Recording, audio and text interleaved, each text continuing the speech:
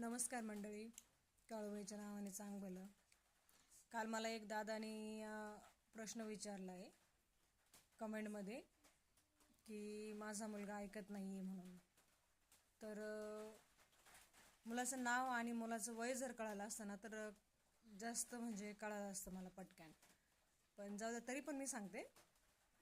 लहान मुलगा असेल तर लहान पोरांची तर हट्टाची आणि चिडचिड करण्याची आणि न ऐकण्याची सवयच असते. पण तरी पण लहान मुलगा जर कोणाचा लय जास्त असं चिडचिड हट्ट वगैरे करायचं असतं, आपण पहिले बघा किरकिर म्हणून किरकिर काढायचो. तर तुम्ही आता बघा, आता पावसाळा पण चालू आहे, तर तुम्ही बघा अशा त्या, मला माहीत नाही तुमच्याकडे काय बोलतात काय नाही. आता कोण कोण कुठून व्हिडिओ पाहतं कोणना काय माहिती. बेंडकुळी असती ना आपली, पाण्यामध्ये उड्या मारते ती बेंडकुळी.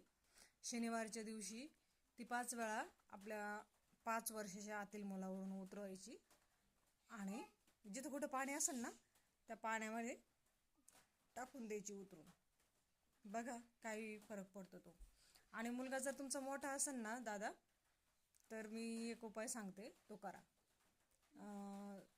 सोमवारच्या दिवशी जर म्हणजे तुमच्या मुलाची अशी सवय ऐकत नसेल, मोठा असेल, काही थोडंफार वाईट वळण असेल, सोमवारच्या दिवशी उपवास पण धरा. त्याने नाही धरला तर तुम्ही धरा.